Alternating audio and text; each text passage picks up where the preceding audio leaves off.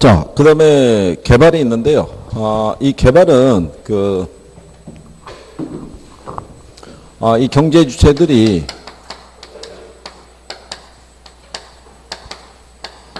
경제 활동을 하기 위해서 필요한 이 공간을 제공해 주는 것도 개발이라고 얘기를 하고요.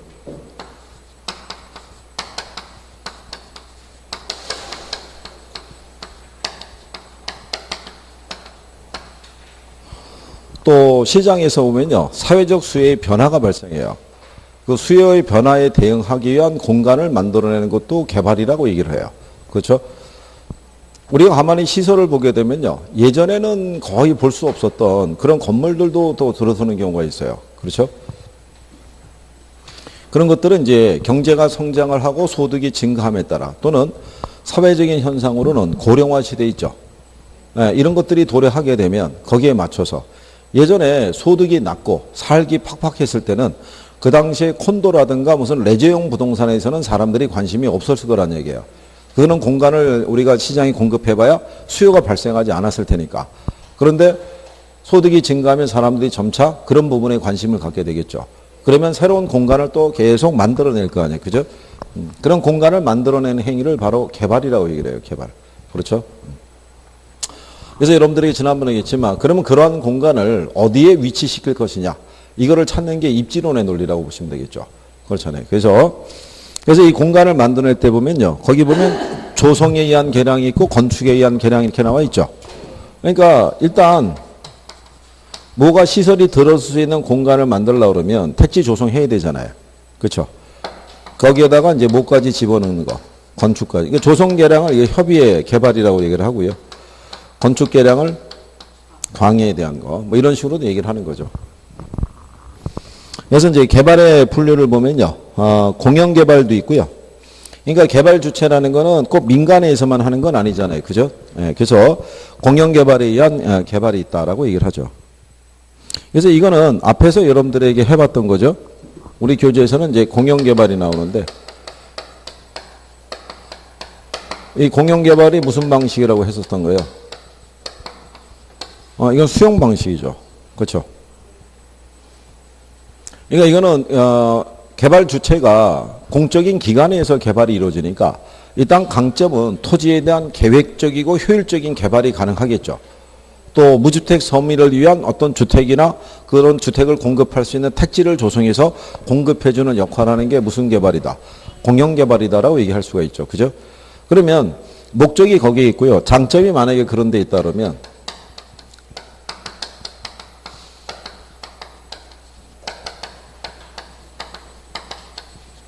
이런 것들을 할 수 있고, 또 개발 이익을 갖다가 원천적으로 뭐 할 수도 있어요. 환수할 수 있죠. 수용 방식이니까. 그렇죠.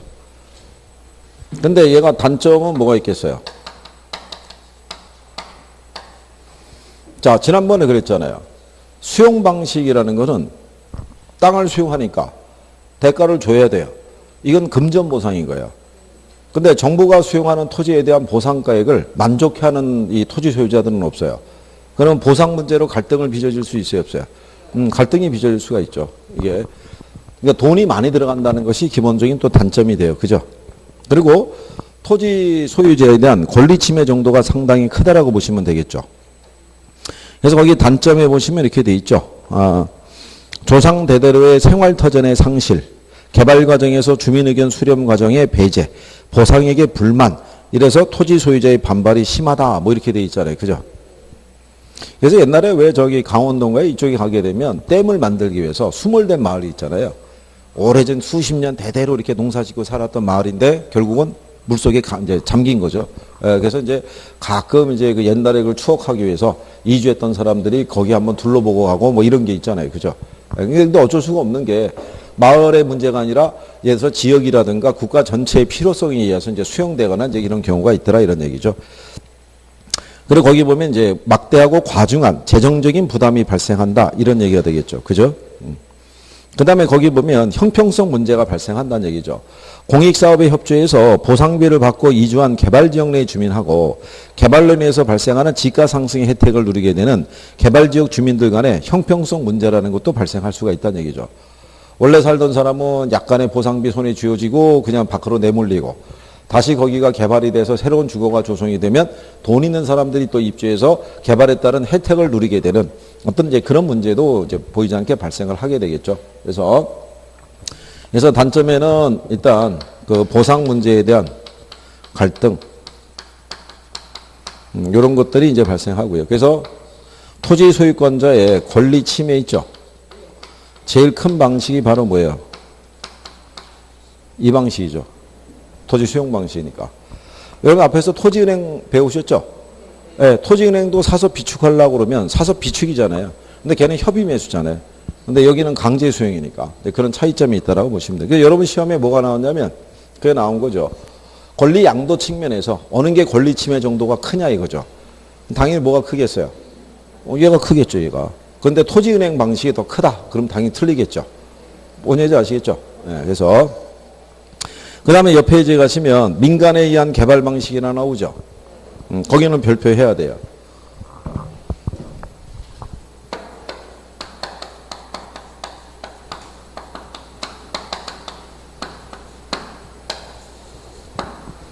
자, 민간 개발 방식에 보게 되면요.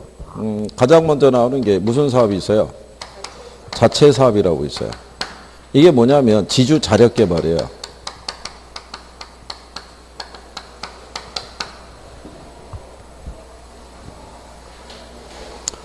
그러니까 토지 소유자가 개발에 따른 기획이라든가 자금 조달 모두를 부담하는 방식이에요. 그죠? 그러니까 사업 주체가 누가 되겠어요? 토지 소유자. 자금 조달도 누가 하겠어요? 토지 소유자. 이익도 누가 가지고 가겠어요? 토지 소유자가.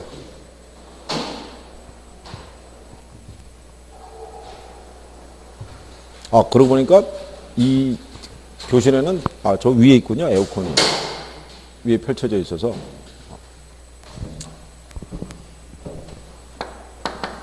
그러니까 여기는 뭐 사업 주체라든가 아니면 자금 조달이라든가 이익에 대한 귀속이라든가 이게 전부 다 누가 되는 거예요? 네. 그렇죠? 대신에 이것도 크죠. 위험부담도 다 이 사람이 져야 되잖아요. 모든 걸 다 자기가 하니까. 잘못돼도 다 자기가 책임을 져야 되잖아요. 그죠? 그러니까 위험을 분산할 수 있다 없다. 분산할 수가 없으니까 위기 관리 능력이라는 것도 필요한 거예요. 자체 사업을 하는 게. 그래서 이 문제를 위험이 분산이 안 되기 때문에 그거를 해결하기 위해서 들어오는 게 지주 공동 개발 사업이에요. 그렇죠? 그러니까 이거는 토지 소유자하고 누구하고 개발업자하고 같이 공동으로 개발 사업을 추진하는 거죠. 그렇죠? 그 방식 중에 가게 되면 우리 교재에 보면은 등가 교환이라고 돼 있죠.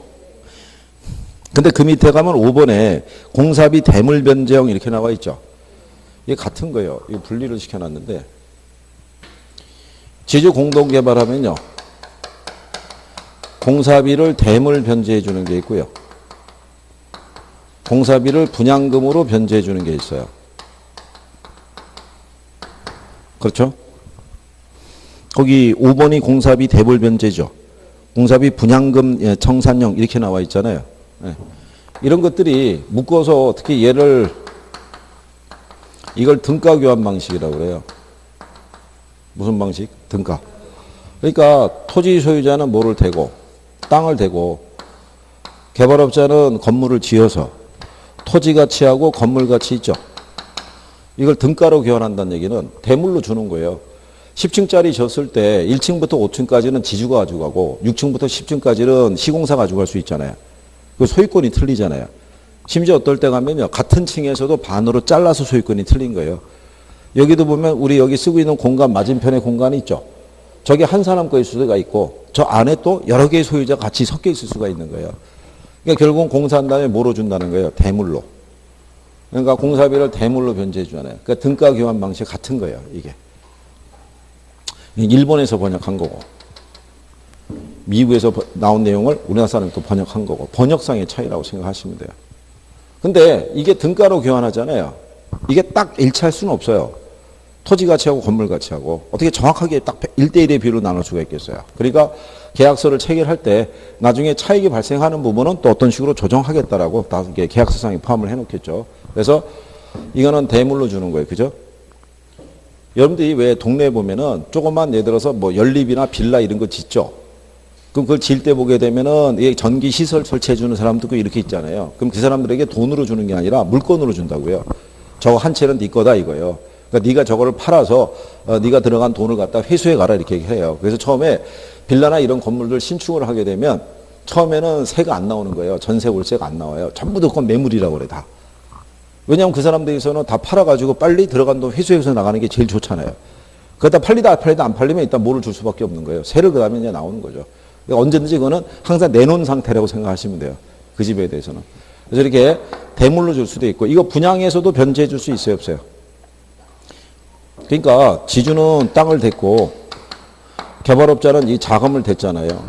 그럼 얘도 이 자금을 회수해 가야 될 거 아니에요. 그렇죠? 회수해 갈 때 이걸 그냥 물건으로 줄 수도 있고 아니면 얘 분양해서 들어온 수익으로 나눠줄 수도 있고 그렇다는 얘기죠. 무슨 말인지 아시겠죠? 네, 그래요. 그 다음에 무슨 방식이 있냐면요.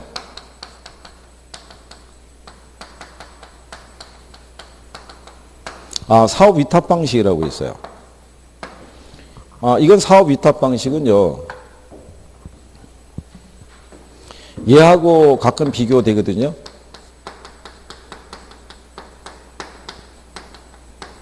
토지 신탁 개발 방식하고 요거 사업 위탁 방식은요. 모든 이 사업 주체는 누가 하냐면 권리는 토지 소유자가 갖고 있는 거예요. 그럼 여기는 예를 들어서 여기는 개발업자들은 뭐만 해주는 거냐면 분양 대행만 해주는 거예요. 분양 대행만. 그래서 분양 대행을 해주니까는 건당 뭐를 받아가는 거예요. 수수료를 받아가는 방식인 거예요. 이게 왜냐하면 개인이 만약에 돈을 들여서 건물을 지었잖아요. 개인이 분양하기는 쉽지 않아요. 해놓고. 근데 이게 전문적인 분양 대행업체에다 맡기잖아요. 그럼 벌써 플랜카드 붙고 뭐 팜플에 돌리고 뭐 하는 것서부터가 틀려요. 겉에 붙는 것서부터. 그러니까 그러기 위해서 이제 이걸 하는 거예요. 그래서 여기는 사업 주체는 누가 되는 거예요? 네, 토지 소유자고요. 여기 개발업자 있죠? 개발업자는 단순히 뭐만 가져가는 방식이에요. 계약에서 수수료만 받아가는 거예요. 그러니까 이 사람들하고 지분을 공유한다든가 이익을 공유한다든가 이러면 틀리는 거예요. 무슨 말인지 아시겠나요? 그 다음에 토지 신탁 개발 방식 있죠? 이거는 사업 주체가 누가 되는 거예요? 이건 신탁사가 되는 거예요. 신탁사가. 위탁자가 있고 누가 있어요? 위탁자가 토지 소유자, 수탁자가 신탁회사가 되는 거예요. 그래서 이거는 계약기간 신탁 계약을 체결을 하죠. 그러면 여기 있는 이 토지에 대한 소유권이 있죠. 일로 넘어가는 거예요. 수탁자 명의로. 그러면 수탁자가 뭐를 조달을 해요?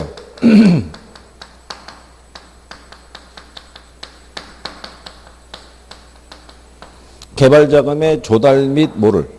관리를 얘가 하는 거예요. 이것도 따로 물어보는 거예요.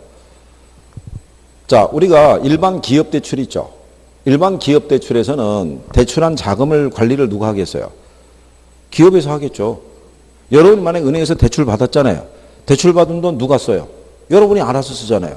은행에서 여러분들이 쓰는 것에서 타치하거나 그러진 않잖아요. 그죠? 근데 여기는 틀리다고요. 관리를 누가 하는 거예요? 수탁자가 하는 거예요. 얘가 빌려왔잖아요. 그러니까 조달 및 관리를 다 누가 한다? 수탁자. 이게 시험에서 위탁자가 한다. 이렇게 틀리게 준 거예요.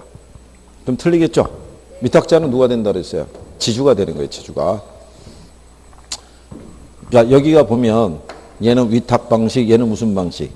신탁 방식이니까 얘네 두 개를 놓고 가끔 써주는 거예요. 이렇게. 그래서 그런 방식이 있다고 보시면 되겠고요. 그 다음에 거기 보면 마지막 신차지 방식이라고 있죠. 이거는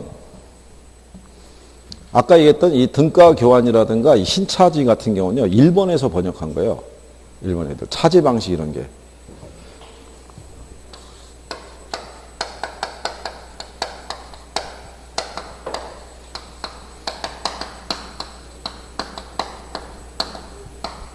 이것도 공동사업 방식이에요.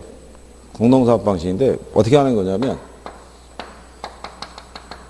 갑이라는 사람이 이 토지 소유자예요. 이 사람 만약에 강남에 땅을 갖고 있어요. 근데 강남 땅이 비싸잖아요. 그렇잖아요. 근데 땅을 갖고 있으면 이게 또 세금이 만만치가 않다고요. 그런데 이 사람은 돈은 없어요. 땅만 하나 있는 거예요. 물려받은. 근데 이 땅을 개발할 여력도 없고 노하우도 없고 아무것도 없을 때 누가 와서 제안을 하는 거예요. 야, 나랑 패밀리 레스토랑 사업해보자. 그러니까 내가 그 사업권 따갖고 와갖고 여기다가 내가 이걸 지을게. 그러니까 비용은 누가 되는 거예요? 개발업자가 되는 거예요. 그러면서 무슨 사업하는 거냐면 공동사업. 그러니까 이 여기 있는 만약에 을이라는 사람이 있으면 이 사람은 이 땅을 사용하는 사용료를 주는 게 아니겠죠. 요거를 같이 지어가지고 레스토랑 하나 지은 다음에 공동으로 운영하는 시스템인 거예요. 그러니까 운영에서 발생하는 수익을 나눠가는 식인 거예요. 그러면 이 사람 입장에서는 개발 자금에 부담 없이 이 건물을 지었을 거 아니에요. 그렇잖아요. 그리고 한 5년 같이 일하면서 사업 운영이거나 노하우나 이런 걸 배울 수 있을 거 아니에요. 그럼 이 사람은 강남같이 비싼 땅에서 땅을 갖다 매입하거나 임차하려면 그 비용도 막대할 거 아니에요. 근데 그거를 부담을 줄이고 자기는 요 건설비만 돼가지고 같이 공동 운영할 수 있으니까 공동 운영을 통해서 수익도 낼 수 있고 나중에 한 기간이 끝나게 되면 이 자기가 세운 건물 있죠. 이거는 시가로 양도하고 토지는 원래 토지 소유권자니까 그러면 서로 윈윈할 수 있는 그런 구조다 이런 얘기죠. 그래서 요게 이제 건물을 시가로 양도한다고 그래서 민법에서 여러분들이 배우시는 지상권의 그 지상물 매수 청구권이 있죠. 예, 그런 식으로 운영하는 시스템하고 비슷하다고 보시면 돼요. 그래서 활용할 수는 있어요. 이런 방식도. 땅은 갖고 있는데 뭐가 없는 사람. 개발의 노하우가 없는 사람. 개발에 대한 노하우는 충분한데 땅은 없는 사람이 있죠. 이 사람들이 결합을 해서 개발할 수도 있죠. 이게. 그리고 요지에 땅을 갖고 있으면요. 전화 많이 와요. 찾아오는 사람도 많고. 요지에 땅이 있으면 개발하자고. 신탁사도 찾아오고 중개사도 연락이 오고 다 연락이 와요. 우리에게 맡겨주면은 하여간 지금보다는 훨씬 더 가치가 크게 만들어주겠다라고 얘기를 해요. 근데 잘못 들어가면 큰일 나고. 네. 그러니까 어쨌든 간에 예전에도 그런 경우가 있었어요. 강남에 가면 이 강남대로 있어요. 그 테헤란 쪽에 땅이 이렇게 부지가 있었는데 이게 이 앞쪽은 뭐 이렇게 돼서 여기가 아마 세차장 뭐 이렇게 쓰고 저녁에는 아마 포장마차 이렇게 쓰고 있었고요. 이면에는 여기 건물이 뭐 이렇게 있었나 그랬어요. 비어있는 땅도 있었고. 그래가지고 이 요지가 이게 대로변 앞에 있어가지고 이걸 합쳐가지고 이게 올리면, 오피스 올리면 개발에 이게 막대할 거라고 보고 많은 사람들이 덤볐는데 이 건물주가 반대해서 안 됐다고 그래요. 그때까지는 들었어요. 머리 아프다 이거죠. 굳이 지금 건물 올려가지고 이 사람만 건물이 갖고 있으니까 임대수익 나오고 그러는데 뭘 머리 아프게 또 다 헐고 또 여기다 다시 지어가지고 그거 머리 아프다 우리 안 한다고 그래가지고 사업이 안 됐던 적이 있어요. 얘가 빠지면 안 되잖아요. 이게. 그래서 왜 저기 강남 쪽에서도 S그룹 왜 건물 2개 들어간 거 아시죠? 강남에 가면은 저기 강남역 주변에 걔네가 와서 건물 2개 세웠는데 하나는 이렇게 돼 있으면 하나는 이렇게 돼 있다고요. 이렇게. 요게 작은 건물이 하나 있었는데 보상 이것 때문에 이견이 생겨가지고 그래가지고 원래 소유자 양반이 더 받아야겠다고 해서 버팅긴 거죠. 버팅기고 했다가 결국 보상이 때문에 협의가 안 돼가지고 얘를 빼고 지은 거죠. 그러고 다음에 그 양반이 아마 자꾸 했다고 그래요. 그러니까 아들들은 그러니까 이제 그거를 저 그룹에 팔고 싶은데 안 사죠. 이미 다 줬는데 이게 때문에 다시 벽을 헐고 그거를 만들 수는 없잖아요. 그죠? 그러니까 근데 이제 너무 이제 욕심이 부린 것도 있고 뭐 그럴 수도 있다는 얘기죠. 자, 어쨌든 이제 그런 방식이에요. 얘네는 가끔씩 나와요. 네? 알아두셔야 돼요. 용어나 이런 것들에 대해서. 그리고 얘도 자주 등장해요. 얘도 자주 등장하고. 분명히 아시겠죠? 그리고 이런 부분이 이제 무슨 방식이다. 등가 교환 방식이다. 이런 거. 얘는 잘 안 나온다는 거. 예전에 시험에 한번 나왔던 설련이 있어요. 이거. 그때 어떻게 줬냐면 반대로. 건물은 무상으로 양도하고 뭐 이렇게. 무상으로 양도할 일이 없을 거 아니에요. 그죠? 그런 식의 표현이니까. 그 다음에 그 밑에 가면은 토지 취득 방식에 따라 단순 개발도 있고 환지가 있고 그 다음에 뭐가 있어요? 매수 방식이 있죠. 그 중에서는 이제 환지 방식이 근래 용어로 등장을 한 거죠. 환지 방식은 말 그대로 토지구획 정리사업이죠. 여러분들이 어디서 배우고 있는 거예요? 공법에서. 그러니까 그렇게 구별하시면 돼 있고, 뒤로 넘어가시면 재개발이라고 돼 있죠. 정비사업의 유형에 따라서 주거환경 개선사업이라는 게 있고요. 거기 가면 도시환경 정비사업이 있고, 그 다음에 주거환경 관리사업 이런 것 있죠. 예, 이거 이제 용어로 한번 출제한 거예요. 그래서 등장한 거예요. 그래서 거기 나와 있는 것 중에서 주거환경 관리사업, 그 다음에 거기 나오는데 주거환경 개선사업 이런 것들이 있죠. 예, 그런 것 중에서 용어로 쓰니까 용어 정도만 인식하시면 되는데, 공법을 배우시는 분들은 별 무리가 없어요. 근데 1차만 공부하는 양반들은 이게 다 생소한 얘기죠. 그다음 건 매년 나오는 건 아니니까, 아, 이거 그럼 다 외워야 되구나, 이렇게 생각하실 필요 없어요. 그죠? 안 외우셔도 돼요. 얘가 무슨 키가 되는 게 아니니까. 그냥, 아, 이렇게 용어가 있구나라는 정도로만 인식하시면 되겠고, 그 밑에 가면 시행 방법에 따른 구분에서 재개발이 4가지가 있죠. 그 우리가 지난번에 설명했었죠. 아, 선생은 여러분들이 기억을 못 하더라도 계속 얘기를 해줘야 되는 거예요. 했다, 이거 우리가. 이번에 하면 3번째 하는 거다. 이번에 7번째 하는 거다. 이렇게 자꾸 얘기를 해줘야 돼요. 그죠? 그래야지 좀 미안함을 느낄 거 아니에요. 그렇지 않겠어요?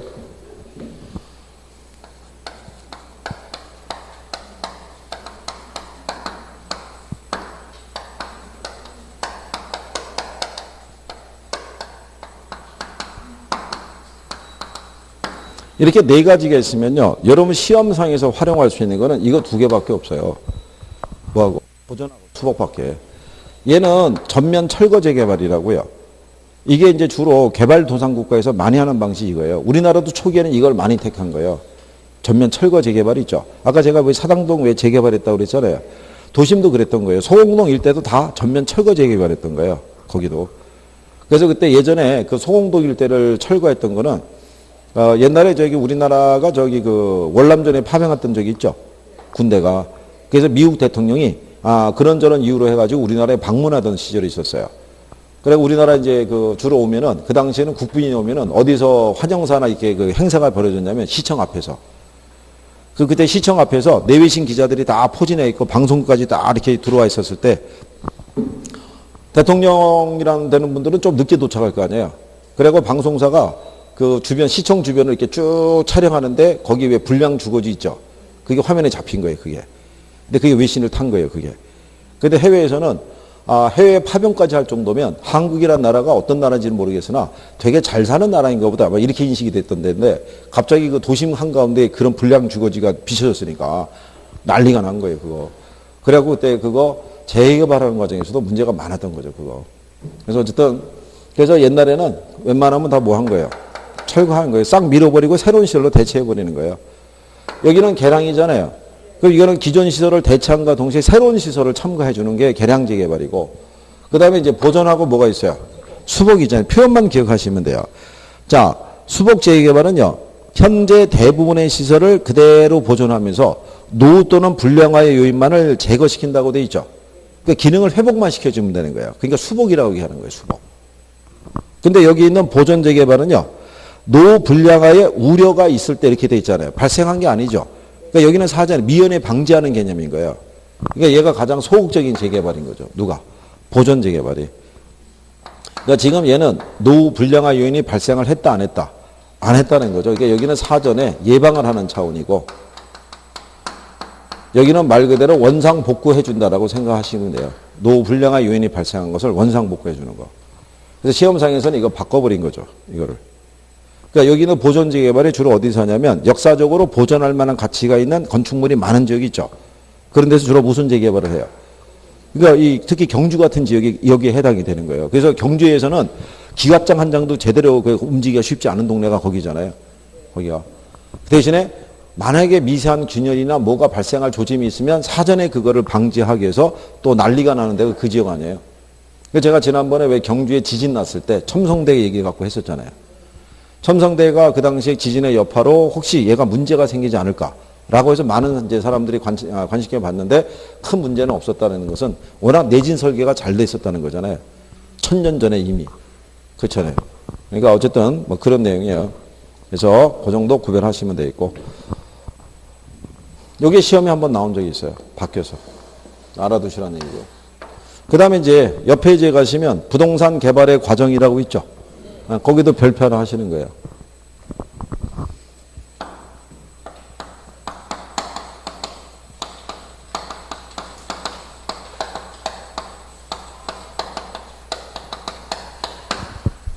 그러니까 제일 먼저 나오는 게 무슨 단계예요? 아이디어 단계.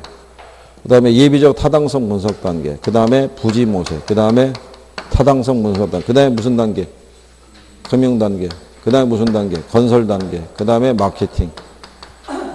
이렇게 해서 7가지 정리를 했다는 거죠. 아이디어 단계를 무슨 단계라도 얘기를 해요?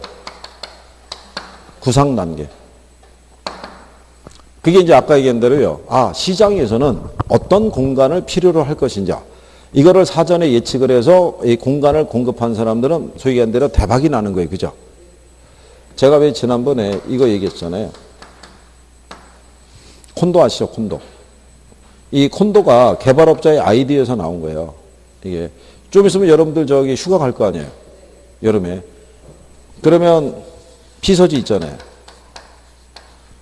그럼 종전에는 이 피서지라는 게 돈이 많은 사람이든 돈이 없는 사람이든 간에 그냥 섞여서 놀았다고요. 피서지에서. 그러니까 돈이 많은 사람들 위한 공간이 별도로 없었다는 얘기예요.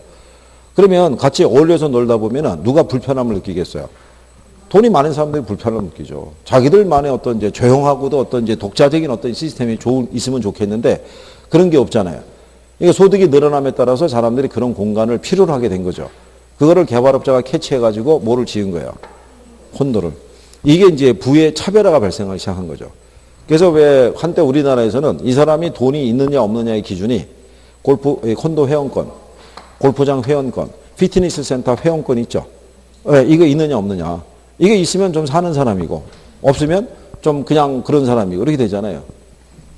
여러분들 이번에 여러분들 콘도로 갈 거 아니에요. 휴가 갈 때. 뭐 그런 거죠. 그죠? 주말에 일로 공치러 갈 거고. 그죠? 다 그런 거죠. 그래서 이게 지어져서 처음에 대박이 났던 거예요, 이게. 그 다음서부터는 약간 벗어난 곳에 뭐가 있는 거예요? 콘도가 있죠. 이 사람도 이제 독자적으로 거기서 노는 거죠, 거기서.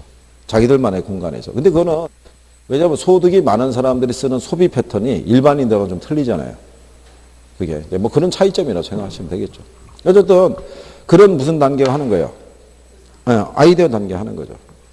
그러면 자, 얘가 뭐는 있다고 생각하냐면 야, 수요는 있겠다. 근데 얘가 과연 지었을 때 돈이 되느냐가 중요하잖아요. 그죠? 그거를 따지는 게 예비적 타당성 분석 단계야. 그러니까 여기서는 계략적으로 파악하는 거예요. 대략 뭐가 있느냐? 수익이 있느냐 여부를 판단하는 게 무슨 단계에서? 예비적 타당성 분석이 있죠. 그러니까 이때 경제성 분석을 하는 거예요. 이때 우리가 비용 편익 분석한다 그래서 수익성 지수 아시죠? 예, 그거 가지고 판단하는 거예요. 개발 비용은 얼마가 들어가는데 대충 수익의 크기는 얼마가 될 것이냐를 갖고 추정하는 거예요. 그래서 여기서 어느 정도 타당성이 있으면 다음 단계로 가는 거고 타당성이 없으면 원점에서 재검토하는 거예요. 타당성이 있으면 부지 모색 및 확보 단계로 가죠. 그런데 이 부지는요. 원래 갖고 있을 수가 있어요. 현재 내가 소유하고 있는 부지를 어떻게 활용을 하는 게 좋을까를 기획을 하고 내려올 수도 있고 기획을 먼저 하고 적정한 부지를 찾으러 갈 수도 있고 그런 거예요. 그래서 이제 부지가 확보가 되면 여기 있는 타당성 분석은 보다 구체적으로 해주는 거예요. 그러니까 얘는 법적, 물리적, 경제적 타당성 분석을 다 하는 거예요. 그죠? 그러면 저 중에서는 뭐가 제일 중요하다고 그랬어요?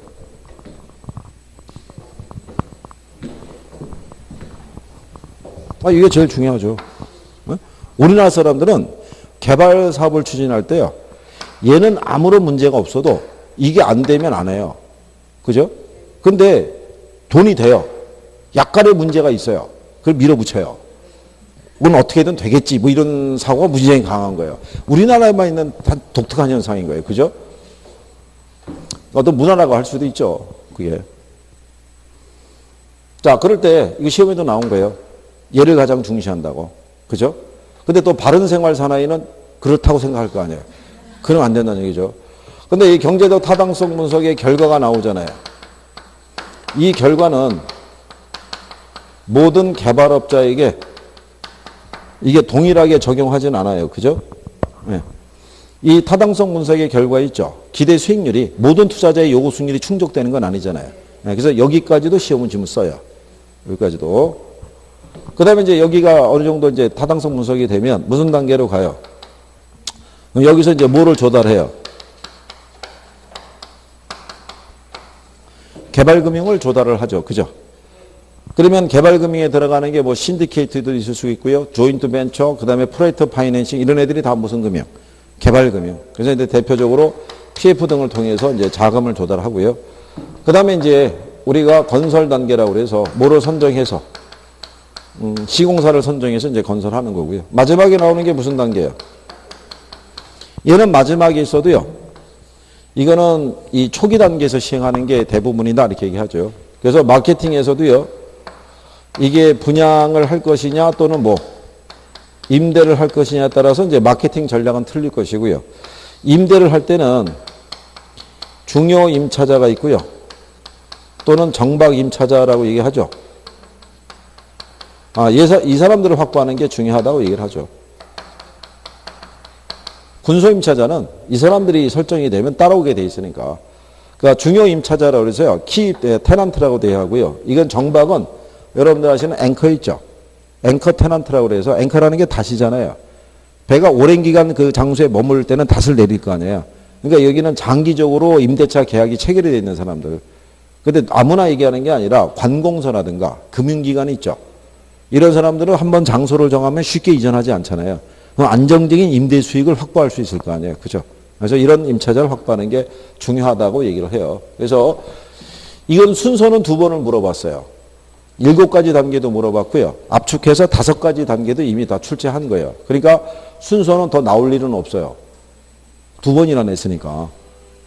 학계론에서 순서나 절차를 한 번씩은 물어봐요. 그때 2번씩 나온 케이스는 얘하고 감정평가의 절차밖에 없어요. 그거 이상은 나온 적이 없어요. 그러니까 굳이 뭐 순서 외우려고 하실 필요 없이 그 사이사이 있는 내용 정도만 정확하게 알아두시면 되고요. 그 다음에 이제 뒤로 가시면 부동산 개발의 위험과 타당성 분석이라고 있죠. 개발의 위험도 가끔씩 지문으로 활용해요. 용어 정도 알아두시면 돼요.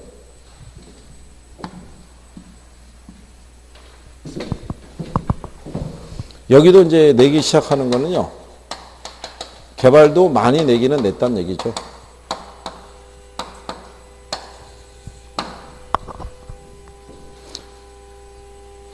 오늘은 뭐 이 동네에 무슨 뭐 일이 있나 보죠. 나 빼놓고 니들끼리 공부하냐 뭐 이래가지고 밖에서 지금 계속 누르는 것 같군요. 자, 개발 위험을 보면요. 무슨 위험이냐면 법적인 위험. 그 다음에 시장 위험. 비용 위험. 뭐 이런 것들을 우리가 얘기를 할 수 있어요. 그죠? 자, 그러면 법적인 위험은요. 지난번에 얘기했지만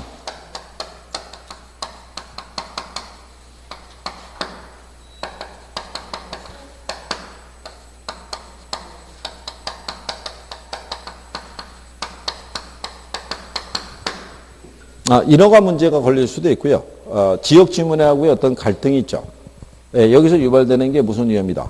법적인 위험이에요. 왜 저게 공사 중지 가처분 신청 뭐 이런 거 막 들어갈 때 있죠. 건설 현장으로 인해서 인근 주거 지역에 피해를 볼 수가 있잖아요. 건설 현장에서 날라오는 뭐 분진이라든가 소음이라든가 뭐 냄새 뭐 이런 것 때문에 피해를 본다고 지역 주민들이 항의할 수 있어요, 없어요? 항의할 수 있죠. 그 제가 예전에 한번 본 적이 있는데 그 건설 공사 현장에 항의하러 가게 되면 주로 부녀자가 가요. 아침에 남자들은 다 출근했고. 근데 부녀자가 더 위협적이에요. 왜 위협적이냐면 언어 구조가 틀린 거예요. 언어 구조가. 그러면 거기 건설 현장에는 뭐 건설 현장 소장이 있고 뭐 남자들이 있을 거 아니에요. 여자는 없으니까. 대화를 나누면 여자분들의 언어 구조가 훨씬 더 뭐라고 해요? 정밀해요. 그러니까는 논리적이고. 그러니까는 남자하고 여기 만약에 여자분이 있으면은 여자분이 이걸 하나 던지면 남자는 이걸 논리적으로 대답을 하기 위해서 구상을 해야 돼요. 머릿속에서. 언어 조합을 하고 있을 때 2번이 날아가요. 그러면은 이게 대답이 헝클어져요. 그때 3번이 날아가면서 이 사람은 패닉 상태에 빠지는 거예요. 그때 남자가 흔히 할 수 있는 게 물리력을 행사하는 건데 분에 못 이겨서 그렇게 할 수는 없을 때 마지막으로 피니시를 장식하죠. 그러니까 잘하세요. 그리고 가는 거예요. 그러니까는 여기 남자 입장에서는 소위 한 대로 황당한 거죠. 뭐 들을 소리는 다 들었고 뭐 어떻게 할 수는 없고 그냥 술 한 잔으로 푸는 거죠. 이게 어쨌든 하여간 부녀자가 등장해서 이게 한번 난리치면 끝나는 거예요. 그날은 공사 중단인 거예요. 그죠? 아니 포크레인 앞에 유모차 들고 그 앞에 앉아서 그 우산 들고 서 있는데 그거 어떻게 할 거예요? 이거를 방법이 없는 거죠. 그래서 또 공사 지연 이런 문제가 발생할 수 있고요. 또 일조권 침해로 손해배상 걸리면 아주 피곤하고 손해배상 해주는 동시에 이익이 많이 줄어들 거니까. 그러니까 이런 식의 문제가 되게 많아요. 이게. 그래서 이런 걸 피하기 위해서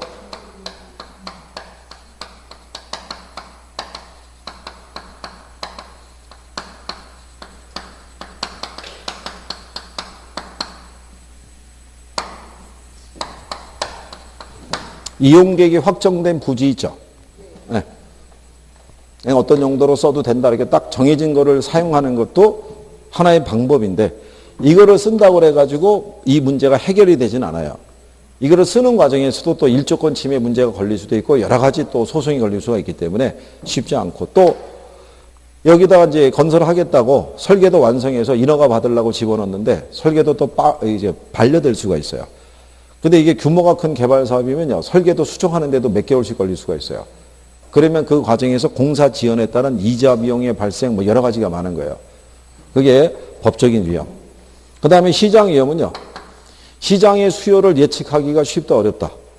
어렵죠. 거기서 나타나는 거예요. 시장의 불확실성에서.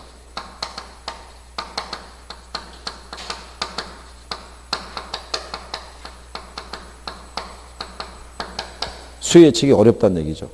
그래서 이거를 피하기 위해서 뭐 할 수 있냐면 이렇게도 하죠.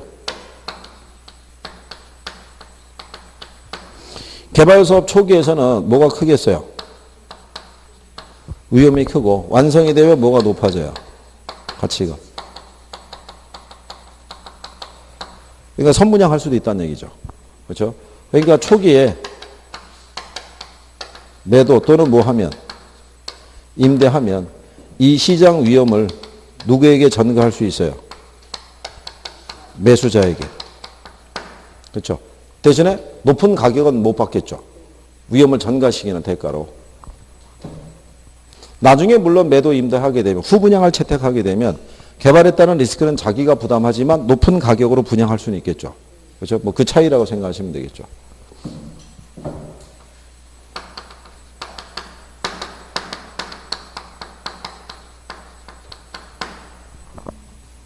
그만큼 그 미래에 대한 어떤 변화를 예측한다는 것은 쉽다 어렵다. 그냥 어렵다고 생각하시면 돼요. 그래서 이때 그래서 무슨 분석까지 하냐면 수요를 예측하기 위해서 흡수 분석이라는 것도 하는 거예요. 흡수율 분석 아시죠? 네? 과거에 그 수요를 토대로 미래 수요를 예측하는 거예요. 그렇죠?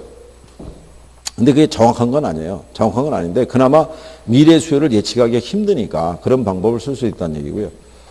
그 다음에 비용 위험이라고 있어요.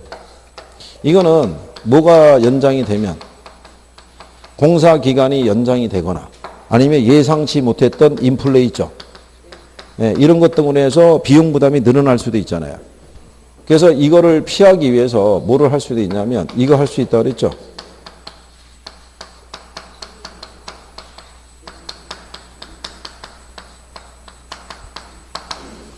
최대 가격 보증 계약이라는 건요. 여기 시공사가 있을 거 아니에요. 여기 이제 개발업자가 있을 거고 체결하는 거죠. 야, 이거 전체 공사비를 50억으로 약정을 맺었잖아요. 그러면 나중에 공사비가 추가로 발생하는 건 다 얘가 부담하는 걸로 하고 진행하는 거예요. 그게 무슨 계약이에요? 최대 가격 보증 계약이에요. 이거 제가 지난번에 그랬잖아요. 부산에 가면은 무슨 시티라고 그래가지고 지금 왜 특혜 분양해가지고 거기 시비 걸린 데 있죠. 지금 재판 진행 중이고 막 하잖아요. 그거를 그 지역에 이 P라는 건설사가 시공사로 들어갔는데 걔네가 이 계약으로 했다고요. 그게 특혜라고요. 왜냐하면 그게 초고층인데 그거를 지을 때 공사비를 딱 얼마다라고 해줄 수가 없잖아요. 추가적으로 발생하는 공사비는 다 시공사가 부담하기라고 계약을 체결했으니까 그 지금 구속된 사람의 그 사업주 있잖아요. 뭐 아무개 회장인가 그 양반. 그 양반 입장에서는 엄청난 그 이익이 생긴 거죠. 그렇지 않겠어요? 그래서 이게 말이 많았던 거예요. 결국 하여간 너무 무리하게 해간 그렇게 한 거죠. 그 자체가. 그러니까 이 최대 가격 그러니까 보증 계약을 체결했다 해서 그러니까 공사비를 정해 놓은 거예요. 그죠? 그러니까 여기까지는 우리가 합의를 서로 한 거고 그 이상 추가로 발생하는 비용은 누가? 시공사가 부담하기로 한 거죠. 그러니까 개발업체 입장에서는 그만큼 비용의 부담을 줄일 수 있는 계약이잖아요. 무슨 말인지 아시겠나요? 근데 이렇게 하더라도 무슨 문제가 발생하냐면 얘네 입장에서는 너무 추가되는 비용 부담이 커지게 되면 자재를 좋은 걸 쓸 수가 없잖아요. 이게 부실 시공이 될 수가 있고 나중에 얘네가 분양까지도 대행하게 되면 들어간 돈 회수하기 위해서는 분양가를 조금이라도 더 올려야 돼요. 그렇잖아요. 그러면 높은 분양가가 책정이 되면 분양이 또 안 될 수가 있죠. 근데 어쨌든 뭐 그쪽은 뭐 어쨌든 분양은 뭐 다 해먹었다 그러니까요. 이리저리 해가지고. 그러니까 누군가는 다 분양을 받았다라고 생각하면 되겠죠.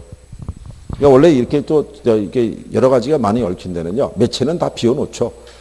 줄 사람들이 있었을 거 아니에요. 이게 그래야지 또 나중에 뒷마무리도 잘 해줬을 거고 그렇지 않겠어요. 그러니까 뭐 그런 내용이다 이렇게 인식하시면 되겠고. 자, 그다음에 이제 뒤로 가시면 부동산 개발의 타당성 분석이라고 있죠. 걔들도 별표하셔야 돼요.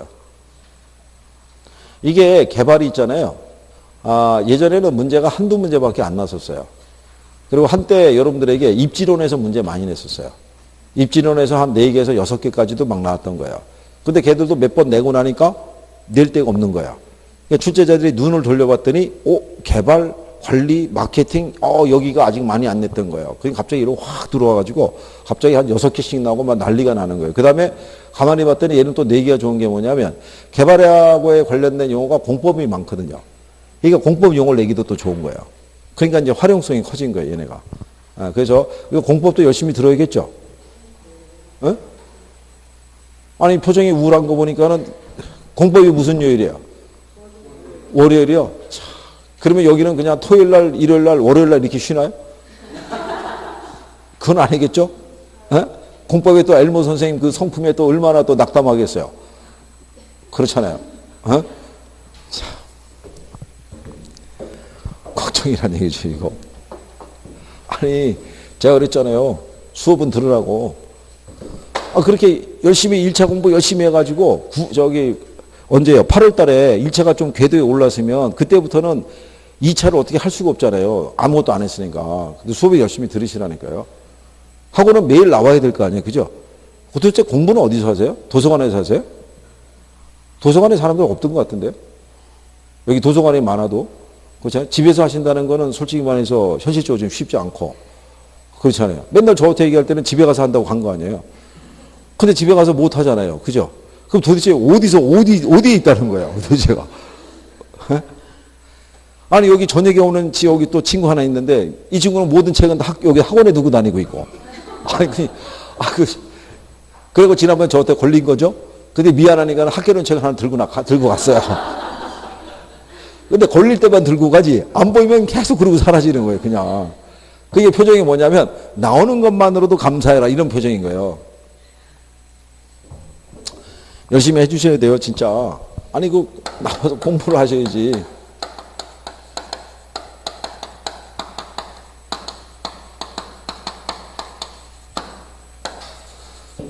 이거 같이 공부하시면서 같은 챕터를 정해서 같이 공유해서 그 단원을 같이 정리하자 그래서 공부하고 의견도 내고 이게 무슨 말이냐 난 잘 모르겠다 누가 아는 사람 설명 좀 해줘 봐라 이렇게 해갖고 토론도 좀 하고 그렇게 해야지 실력이 빨리빨리 늘어난다고요.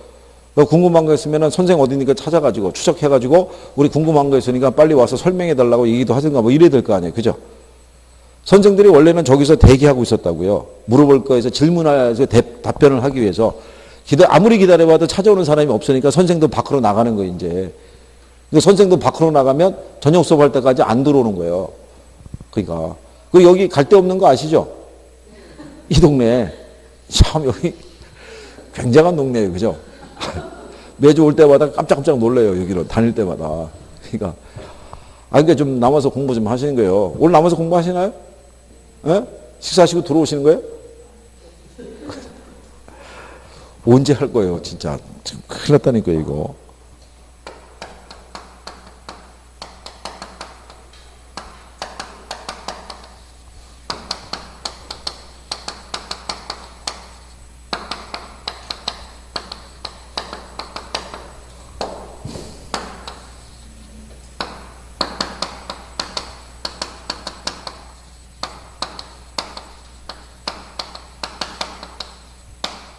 거기 개발의 타당성 분석을 보면요. 거기 시장 분석이라고 돼 있죠. 예, 시장 분석이 선행 분석이에요. 그러니까 얘는 개발 사업이 있죠. 예, 개발 사업의 어떤 시장성 유무 있죠. 이게 개발 사업을 진행할 만한 가치가 있는지 여부를 조사하는 거예요. 시장 조사를. 시장 조사를 해야지만 우리가 이 개발 사업을 할 것인지 말 것인지에 대한 최종 결정을 할 때 이게 자료가 제시가 돼야 될 거 아니에요. 그래서 얘 다음에 들어오는 게 무슨 분석이에요? 그게 경제성 분석인 거고. 그러니까 개발 사업은 예로 봤을 때는 충분한 시장성은 있어요. 조사한 바에 의하면. 근데 뭐가 안 되면 안 하는 거예요. 돈이 안 되면 안 하는 거죠. 그러니까 최종 결정은 어디서 한다는 거예요? 경제성 분석하는 거예요. 그러면 얘를 하는 이유는 뭐냐면 이 조사를 함으로써 어쨌든 개발 사업에 대한 위험이 있죠. 위험은 어느 정도는 줄일 수 있다는 얘기예요. 이것조차도 안 하고 개발 사업에 뛰어들게 되면은 손해가 막대할 수도 있어요, 없어요? 막대할 수도 있죠. 그러니까 수요 예측을 잘못해가지고 건물은 짓고 있는데 저희가 이렇게 지나다 보기에도 저게 분양이 될까? 뭐 이런 것들이 있다고요. 저거 왜 여기다 지었지? 뭐 이런 생각이 있죠. 네, 그런 게 있는 거예요. 이게 일반인들의 눈에도 그렇게 비춰지는데 그게 도대체가 뭐를 믿고 저기다가 지었을까? 뭐 그런 생각이 드는 애들이 가끔 있어요. 그래서 저기 경기도 쪽으로 가면은 어느 저기 그 도시가 하나 있는데 역 근처에 주변이 전부 다 건물이 높아야 한 5층 정도야. 근데 개혼자만 우뚝 솟아 있어요. 이렇게. 역 주변에 있는데. 분양이 안 돼요. 이게. 그리고 이게 애물단지인 거예요, 이게. 그래서 아마 이게 뭐 유치권 뭐 이거 들어가고 뭐 소유자도 여러 번 바뀌고 해서 뭐 쇼핑몰로 바뀌었다, 뭐로 바뀌었다 했는데 임대가 안 돼요. 일정 수준 이상은. 임대가 안 되니까 수익이 안 나올 거 아니에요. 그러니까 건물은 지어놓고 활용은 제대로 못하고 부지는 잡아먹고 그러니까는 결국 망한 사업이라 할 수가 있죠. 그러니까 수요 예측을 잘못한 거예요. 이쪽에. 역전 앞에 있으니까 당연히 뭐 분양해서 쇼핑몰 하면 사람들이 오지 않겠는데 사람들의 주요 동선은 여기가 아니란 얘기죠. 흘러가는 동선이. 그러니까 잘못된 거죠. 이게 여기 만약에 이렇게 있으면 얘는 여기다 지었는데 사람들은 줄로 일로 나가요. 일로. 근데 여러분들 다시피 고객은 게으른 사람들이에요. 이거 움직이는 거 좋아한다, 싫어한다. 싫어해요. 우리는 그냥 직선으로 가는 거 좋아하는 거예요. 아니, 그렇지 않아요? 여러분들 하시는 육교하고 지하도 있죠? 네, 그거는 차를 위해서 만든 거예요. 사람을 위해서 만들어준 게 아닌 거예요. 사람은 가장 편한 게 이제 직선으로 가는 게 제일 편한 거예요. 근데 옛날에 우리나라 보면 지하도 많았고 육교도 많았잖아요. 높으신 양반들을 배려해서. 옛날에 차가 몇 대 없었잖아요. 그 양반들은 계속 쭉쭉 다닐 수 있어야 되고, 사람들은 어떻게 해야 돼요? 오르락내리락 해야 되는 거고. 그러니까 여러분들 왜 길 가다가 로타리가 이렇게 있잖아요. 그 여기 지하도 있죠. 에스컬레이터 타고 내려가서 에스컬레이터 올라가는 구간이 있고 그냥 걸어서 가는 구간에서요. 신호등 받아갖고. 그냥 신호등 받아가죠. 에스컬레이터가 있다 그래갖고 굳이 밑으로 내려갔다가 다시 걸어 올라간다는 거는 우리는 싫어하는 거잖아요. 뭐 그런 논리하고 똑같은 거예요. 자, 어쨌든 이 분석을 통해 가지고 시장성 여부를 우리가 확인을 해줘야 돼요. 그래서 지역경제 분석, 시장 분석, 시장성 분석. 지난번에 이거 해봤었죠. 지역경제 분석에서는 뭐 한다고 그랬어요? 여기서. 어? 여기서. 이게 가만히 있어. 이게 쉬는 시간을 줘야지 생각을 하시네. 쉬는 시간 동안에. 이거의 모든 수요 요인을 분석하는 거랬죠. 수요 요인을. 그죠? 쉬는 시간 동안에 잘 생각하셔야 돼요. 예? 여기서부터 잠깐 쉬었다 하시죠. 아니 이거